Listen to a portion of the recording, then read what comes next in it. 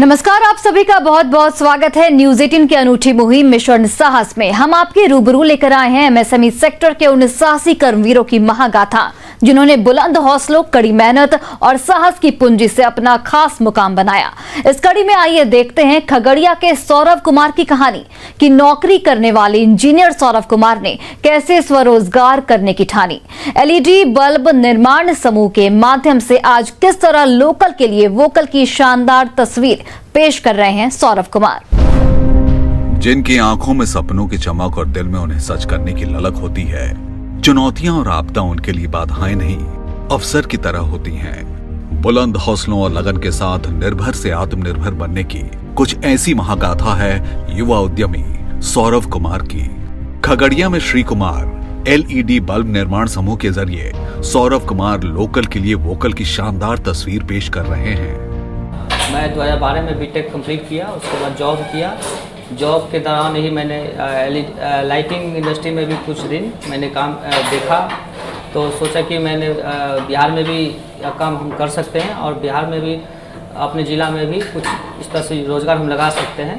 तब हम वहाँ से आइडिया मुझे आया, तो उसके बाद हम यहाँ पे एक बार जिला पदाधिकारी के पास गए कि हमारे पास ये कंसेप्ट है। उन्होंने बोला कि आप जिसमें आप एक्सपर्ट हो, आप उसको काम को शुरू करो। जब नए रास्ते बने तब सौरभ ने खुद को साबित करने की कोई कसर नहीं छोड़ी। सरकार के सहयोग से उन्होंने अपनी सोच को हकीकत बना दिया।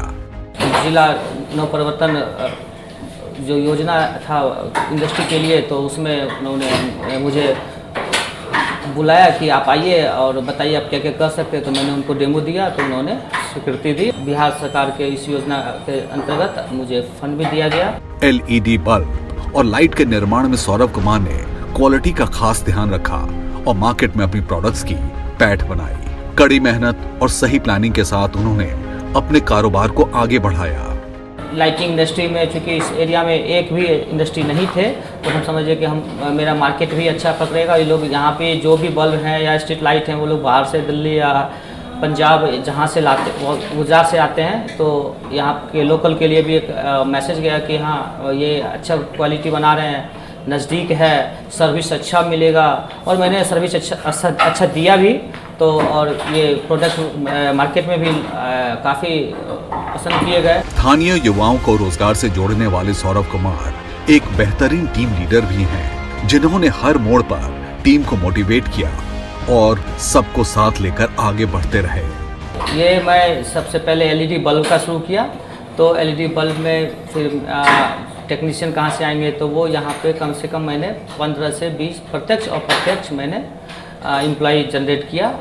जो कुछ लोग मार्केट से सामान लाए तो कुछ बना रहे हैं, तो कुछ सप्लाई कर रहे हैं।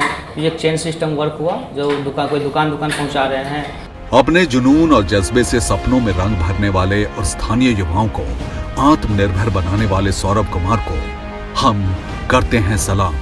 एमएसएमई सेक्टर के सफल उद्यमियों की रोचक कहानियों के साथ ही न्यूज 18 की मुहिम मिशन साहस में एमएसएमई सेक्टर में आगे बढ़ने के बेहतरीन टिप्स साझा करेंगे जाने माने एमएसएमई एक्सपर्ट विनायक नाथ। इस श्रृंखला में विनायक नाथ से जानिए एमएसएमई के लिए क्या है सपोर्टिंग टेक्नोलॉजी। बिजनेस स्टार्ट करते वक्त जब हम अपनी एमएसएमई इंडस्ट्री में एंट्री कर रहे हों, हमको ये रिसर्च करनी चाहिए कि हम किस सब्जेक्ट एरिया में काम करने जा रहे हैं, किस कार्य क्षेत्र में काम करने जा रहे हैं, और उसके लिए सपोर्टिंग टेक्नोलॉजी क्या उपलब्ध है और उसके अलावा क्या उपलब्ध अभी नहीं है या बहुत महंगी है। हमें अपनी फंडिंग, अपने अवेलेबल फंड्स के पैसे कितने हैं हमारे पास, उसके साथ साथ क्या टेक्नोलॉजी अवेलेबल है, क्या resource, technical trend staff available है, और क्या मटेरियल रिसोर्स, हमको नेचुरल रिसोर्स या रॉ मटेरियल चाहिए होगा, वो अवेलेबल है। इन सब की एक रिसर्च करके डीपीआर यानी डिटेल्ड प्रोजेक्ट रिपोर्ट बनानी चाहिए और उसके बाद ही इस बिजनेस में घुसना है या नहीं, ये तय करना चाहिए। क्योंकि हमने ये देखा है ज़्यादातर कि एमएसएमई के पास ये चैलेंज भी आता है हम लोगों में कि हम आज के डेट में 10 साल से बिजनेस में हैं। अब जो हमें टेक्नोलॉजी की ज़रूरत है वो बहुत महंगी है, ये अभी तक आई नहीं है। अगर आई नहीं है तो ये एक अच्छा मौका है कि हम इस पे कुछ स्टार्टअप्स के साथ या कुछ और इंडस्ट्री के पार्टनर्स के साथ या अलग अलग इंडस्ट्री चैम्बर्स के साथ, जैसे कि फिक्की, CII, एसोचैम, मिलकर संगठित रूप से इस टेक्नोलॉजी को डेवलप करें। इसके अलावा हम जब ये बिजनेस के अंदर ऑलरेडी हैं और ये टेक्नोलॉजी बहुत महंगी है और हम अप्रोच नहीं कर सकते, तो ये भी कर सकते हैं कि हम कुछ इकाइयों के साथ जुड़कर, बिजनेसेस के साथ जुड़कर इसको संगठित रूप से खरीदें और उपयोग करें। और अगर ये कॉम्पिटिटिव बिजनेस में हम हैं और हम ऐसा नहीं कर सकते और उस टेक्नोलॉजी को भी नहीं खरीद सकते और टेक्नोलॉजी अवेलेबल भी है, तो एक और तरीका है वो करने का, उसको हम कहते हैं रिसोर्स शेयरिंग। अगर हम अपनी इंडस्ट्री के आसपास की इकाइयों के साथ शेयर नहीं कर सकते, तो दूसरी मार्केट, दूसरे देशों की मार्केट के साथ भी शेयर करके काम कर सकते हैं डिजिटल के माध्यम से।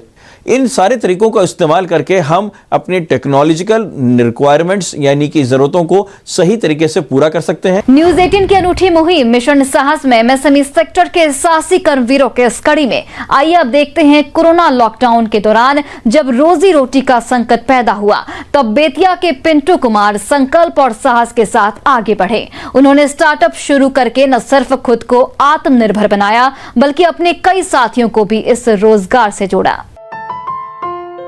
जिनका रोशन नजरिया चुनौतियों के अंधेरे से नहीं डरता, जो मजबूत इरादों की पतवार से समंदर के तूफान में गुजरने का हौसला रखते हैं, वो अपने रास्ते खुद ही बनाते हैं। निर्भर से आत्मनिर्भर बनने की महागाथा लिखने वाले ऐसे ही साहसी उद्यमी हैं बेतिया के पिंटू कुमार। लेकिन सफलता का ये सफर मुश्किल हालात और उतार चढ़ाव के बाद शुरू हुआ था। लॉकडाउन की वजह से हम लोग अपने घर आए, यहाँ कोई काम नहीं था और वहाँ लॉकडाउन में आदमी जा नहीं सकता था। इतने में डीएम सर का कुछ अभियान चल रहा था जो सोशल मीडिया पर हम लोग देखने के बाद सर से संपर्क किए। वो बोले कि ठीक है, जब कर सकते हो तो हम मदद करेंगे, और डीएम सर पूरा मदद किए।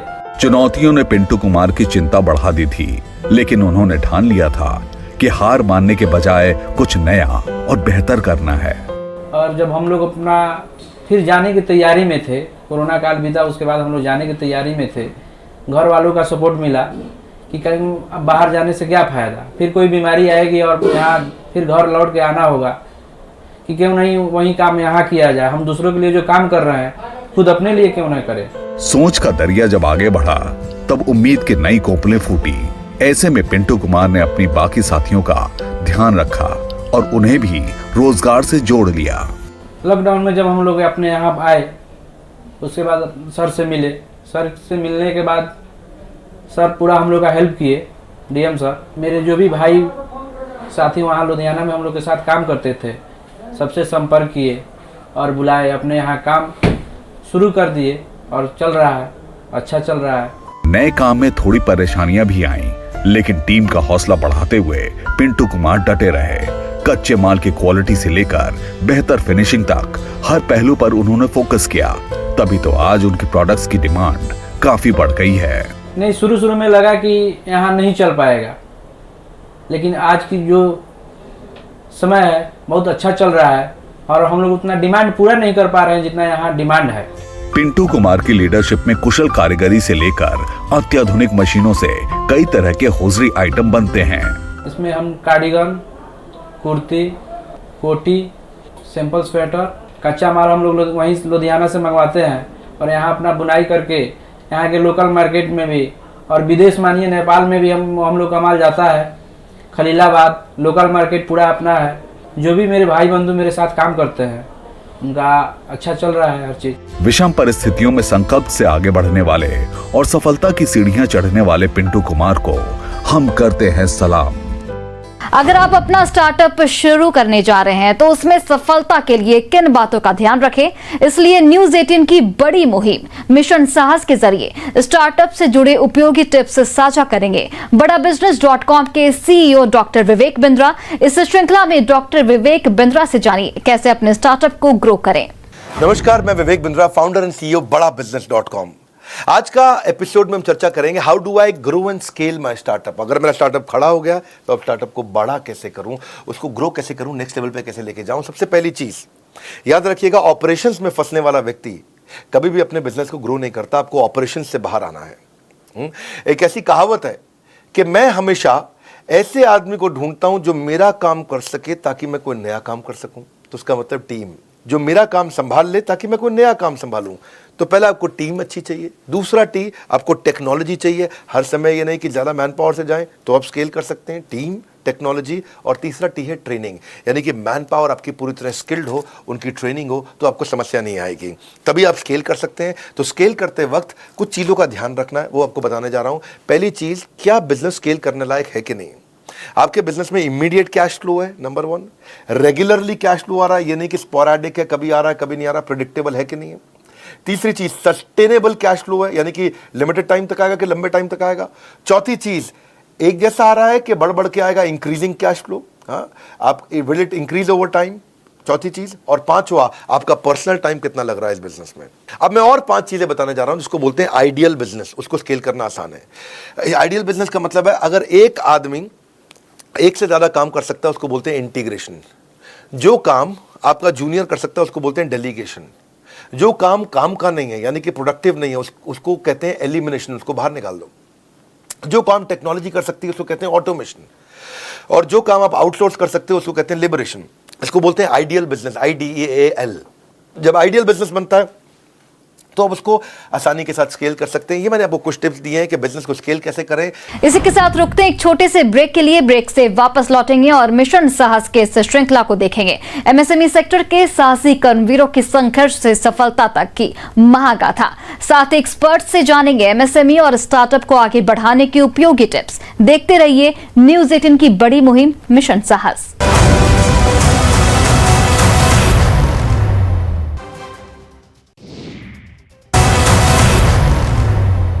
ब्रेक के बाद एक बार फिर से आप सभी का बहुत बहुत स्वागत है। न्यूज 18 की अनूठी मुहिम मिशन साहस में आइए आप देखते हैं बेतिया की अर्चना कुमारी कुशवाहा की कहानी कि लॉकडाउन में रोजी रोटी का संकट झेलने वाली अर्चना कुमारी कुशवाहा ने कैसे साहस और संकल्प से खुद का स्टार्टअप शुरू किया और आज चंपारण क्रिएशंस के रूप में चल रहा है उनका हुनर का सिक्का। खूबसूरत और बारीक कारीगरी, नाजुक के साथ भारी काम, एक से बढ़कर एक लिबास जो हर मौके को बनाए खास और इन्हें आकार दे रही हैं बेतिया की कामयाब महिला उद्यमी अर्चना कुमारी कुशवाहा। अपनी क्रिएटिविटी और हुनर से जिंदगी में रंग भरने वाली अर्चना कुमारी कुशवाहा आज चंपारण क्रिएशंस के नाम से खुद का स्टार्टअप चला रही हैं। लेकिन यहाँ तक पहुँचने के लिए उन्होंने कई उतार चढ़ाव भी देखे हैं। मेरे पति और हम दोनों एक ही साथ एक ही कारखाना में काम करते थे। वहाँ हम साड़ी, लहंगा, सूट बनाने का काम करते थे और मेरे पति उसी फैक्ट्री के टेक्नीशियन इंजीनियर थे। तब जब कोरोना काल आया तब सारे फैक्ट्री बंद हो गया था, जिससे हमारी आर्थिक स्थिति खराब हो गई थी। हम लोग खाने पर मजबूर हो गए थे। एक झटके में जिंदगी की गाड़ी बेपटरी हो गई थी, लेकिन अर्चना कुमारी ने हिम्मत नहीं हारी। जज्बा था निर्भर से आत्मनिर्भर बनने का। ऐसे में उम्मीद का हाथ थामकर आगे बढ़ी अर्चना कुमारी। जब घर वापस लौटे तो क्वारंटाइन सेंटर में हमें DM सर से मुलाकात हुई। फिर DM सर ने हमें पूछे कि आप लोग कहाँ से आए हैं और वहाँ क्या काम करते थे लोग। फिर हम लोग सर से बताए कि सर हम सूरत में काम करते थे, वहाँ साड़ी सूट बनाने का काम करते थे। तो सर ने पूछे अगर हमें आपको सारी सुविधा देंगे तो क्या आप सूरत जाएंगी। हम बोले नहीं सर, अगर हमें सारी सुविधा मिलेगी तो हम सूरत वापस नहीं जाएंगे, हम अपने ज़िले में ही काम करेंगे। हमें फिर बैंक ऑफ बड़ौदा से 25 लाख का लोन मिला, जिससे हम आज चनपटिया में अपना काम कर रहे हैं। यहाँ हमें बना बनाया शेड भी मिला है। 10 वर्षों के बेहतर अनुभव, हुनर और वैरायटी के साथ बेहद कम वक्त में अर्चना कुमारी ने बाजार में अपने प्रोडक्ट्स को अलग पहचान दिलाई।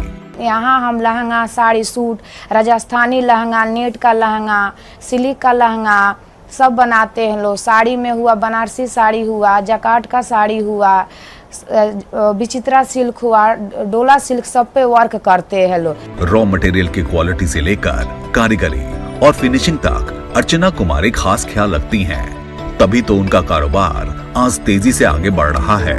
यहाँ हम सूरत से कपड़ा रॉ मटेरियल मंगा के यहाँ मशीन पर वर्क करके और हम यहाँ लोकल ही मार्केट में सेल करते हैं लोग। अभी तक हम 20,000 साड़ी और लगभग 500 लहंगा सेल कर चुके हैं। आपदा में अवसर ढूंढ लेने वाली अर्चना कुमारी न सिर्फ खुद आत्मनिर्भर बनी, बल्कि वो कई लोगों को रोजगार भी दे रही हैं। मेरा सपना है कि हम इससे आगे और लोगों को रोजगार दें। आज हम 25 लोगों को रोजगार दे रहे हैं। मेरा सपना है कि कम से कम हम 500 लोगों को रोजगार दे के लें। मेहनत, लगन और साहस के दम पर अपने सपनों को पंख देने वाली अर्चना कुमारी कुशवाहा को हम करते हैं सलाम। न्यूज 18 की अनूठी मुहिम मिशन साहस के जरिए आइए अब जानते हैं एमएसएमई सेक्टर में आगे बढ़ने के बेहतरीन टिप्स प्रसिद्ध एमएसएमई एक्सपर्ट विनायक नाथ से। इस श्रृंखला में लिमिटेड कैपिटल और नॉलेज की भूमिका कितनी अहम है, ये बताएंगे विनायक नाथ। एमएसएमई में बहुतायत देखा गया है कि शुरुआती दिनों में धन का और जानकारी का अभाव होता है। जानकारी जैसे कि टेक्नोलॉजी क्या होगी, प्रिक्योरमेंट कहाँ से करेंगे, गवर्नमेंट की क्या अलग अलग स्कीमें हो सकती हैं हमारे बिजनेस से रिलेटेड इत्यादि, या फिर हम नई मार्केट में किस तरह से एंटर करें कि हमारे बिजनेस को हम स्टैब्लिश कर सकें, इसकी जानकारी। और इसके लिए कनेक्टिंग कंसल्टेंट जो हमें सही सही समय पर राय दे सके, उनकी जानकारी। एमएसएमई समाधान, एमएसएमई संपर्क, एमएसएमई संवाद, ये 3 अलग अलग भारत सरकार के प्रोग्राम्स हैं जो कि मुफ्त में उपलब्ध हैं डिजिटल स्पेस में, और हम उनके माध्यम से भी काफ़ी जानकारी उपलब्ध कर सकते हैं। इसके अलावा फिक्की, एसोचैम, सीआईआई, इस तरह के डिफरेंट बिजनेस ऑर्गेनाइजेशंस के साथ भी हम मिलकर काम कर सकते हैं, वहाँ की मेंबरशिप ले सकते हैं, उनके साथ जानकारी ले सकते हैं कि क्या हमारे बिजनेस के लिए सही होगा, क्या हमारे बिजनेस के लिए सही लोग मिलेंगे कहाँ से, और किस तरह के लोगों के साथ कंसल्टिंग हम करें जिससे कि हमारे बिजनेस को सही डायरेक्शन सही समय पर मिलता रहे। इन सब के अलावा भारत सरकार ने 2018 में 59 मिनट्स के अंदर मिलने वाला एक प्रोग्राम स्टार्ट किया था जहां पे हम लोन ले सकते हैं। ये 100% डिजिटल स्पेस से मिल जाता है। इसकी जानकारी भी हम ले सकते हैं, ऑनलाइन भी मिल जाएगी, और सारा फॉर्म पेपर वर्क भरना ऑनलाइन है। तो इससे आसानी ये होगी कि जो बार बार हमें समय समय पे जाकर डॉक्यूमेंट्स कलेक्ट करने होते थे और उनको बार बार बैंक में जमा करना होता था, उससे समय की बचत होती है। हमको हमेशा ये ध्यान रखना चाहिए कि हम जब भी नया बिजनेस स्टार्ट कर रहे हैं तो उसका हम एक DRP यानी डिटेल प्रोजेक्ट रिपोर्ट अपना पेपर पेन पे बना लें, और साथ में एक्सेल शीट में इसको इस तरह से रन करें जैसे कि बिजनेस अगर चल रहा होता तो हमें क्या खर्चे आते, किसके समय पर आते। इनकी जानकारी को एक साथ कलेक्ट करके हमको बिजनेस को ड्राई रन यानी कि पेपर पे रन करके देखना चाहिए कि अगले 6 महीने और 1 साल में क्या क्या खर्चे और क्या क्या चीजें आएंगी, और इसके साथ हम एक सही प्लानिंग के थ्रू बिजनेस में उतर सकते हैं। न्यूज 18 की अनूठी मुहिम मिशन साहस में एमएसएमई सेक्टर के साहसी कर्मवीरों की महागाथा के इस कड़ी में आइए अब देखते हैं महिलाओं में सैनिटरी पैड के प्रति जागरूकता बढ़ाने का काम करने वाले बेतिया के युवा शिवेंद्र नाथ पांडे ने कैसे नौकरी छोड़कर सैनिटरी पैड बनाने का अपना कारोबार शुरू किया। उसके बाद बेहतर क्वालिटी और कीमत पर फोकस करते हुए अपने प्रोडक्ट को बतौर ब्रांड मार्केट में स्थापित कर दिया। नई सोच, जज्बे और जुनून से कोरे सपनों में रंग भरने वाले एक सफल युवा उद्यमी है बेतिया के शिवेंद्र नाथ पांडे।